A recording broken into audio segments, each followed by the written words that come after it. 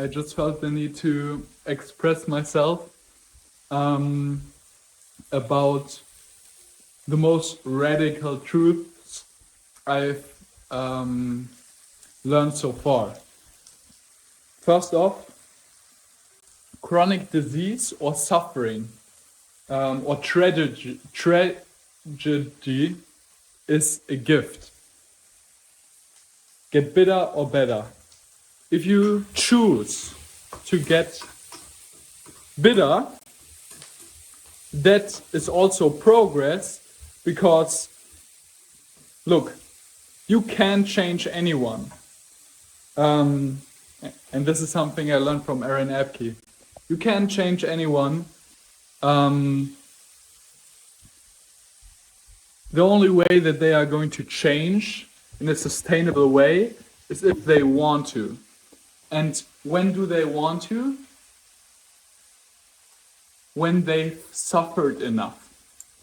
If they've chosen the way they did, so they live through their conditioning, and this applies to me as well, enough times, even if they know it intellectually, but they have to experience that suffering a lot of times, not always,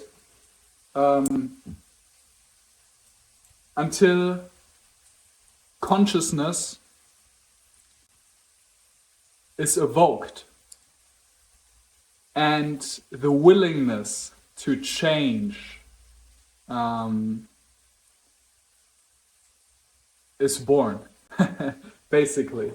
And then, you go through the feedback loops of wanting to change, failing, having setbacks. But again, it's all one direction. The suffering is part of the progress.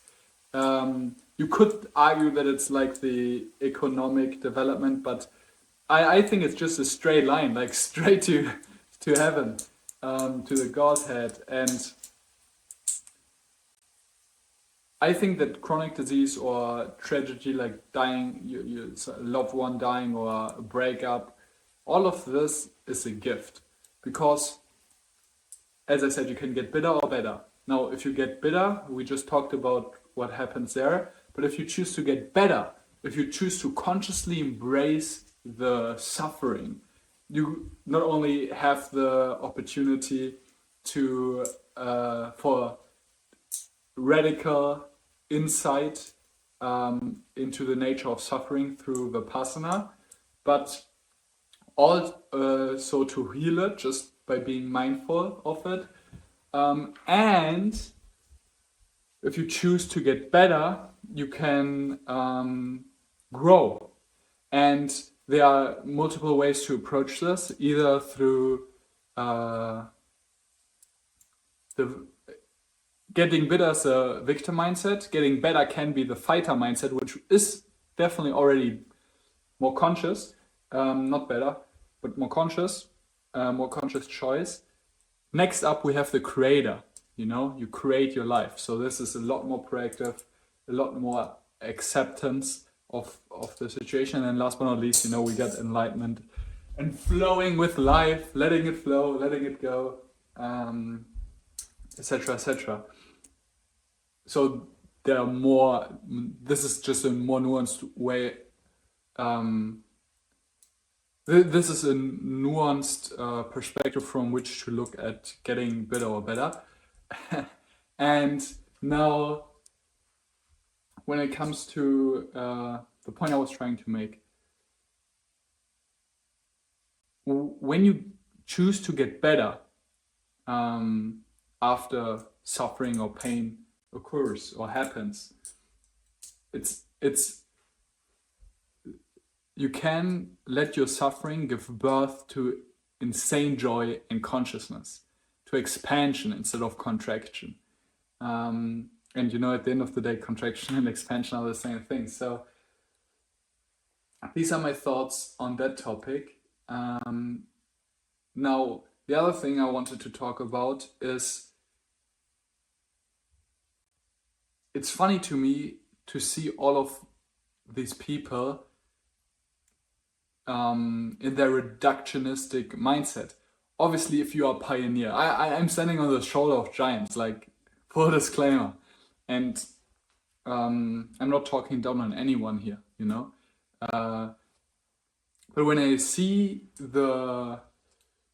my mentors or people I've followed in the past, they've mastered a specific area of their life, and I really respect that.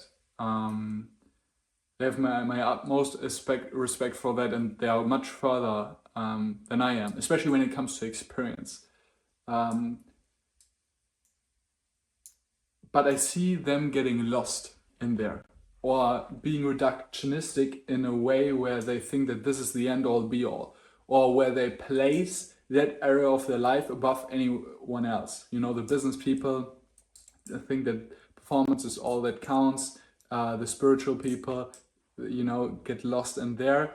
And obviously, looking at spiral dynamics, you can see a certain hierarchy in these priorities in your life, or at Maslow's pyramids of needs. That doesn't mean that one is better than the other. You know, first class isn't necessarily better than fifth grade or class in school. It's just a natural progression of things. And the same way, the penthouse in a skyscraper isn't necessarily better than the a floor level or the second floor or whatever it may be. These are just projecting our judgments. And going back to what I was talking about earlier, um, I really gotta cook my food, man. So let me throw that in there.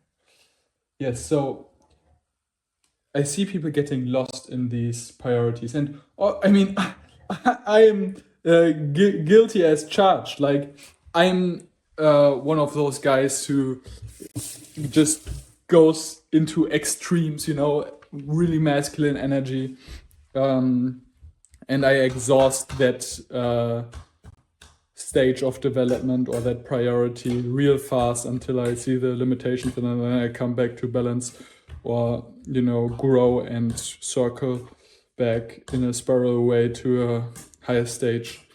And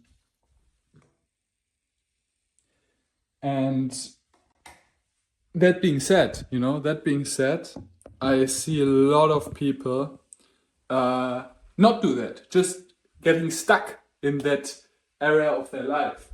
And to me, especially the people who are supposedly at the pinnacle of human development, or are enlightened, you know, there are massive traps where you abandon everything else. You know, you don't transcend and include, you just, you know, throw a baby out with the bathwater. This happens to every single stage, which is the insane thing to me. What I'm trying to say is that my vision of a holy being, a whole being who has integrated every area of their life, doesn't project any importance onto any of them. You know, health, wealth, relationships, spirituality, etc., creativity, all of this stuff is part of a whole life, of a full life, of a joyful life. And I don't want to be lacking in any of these areas.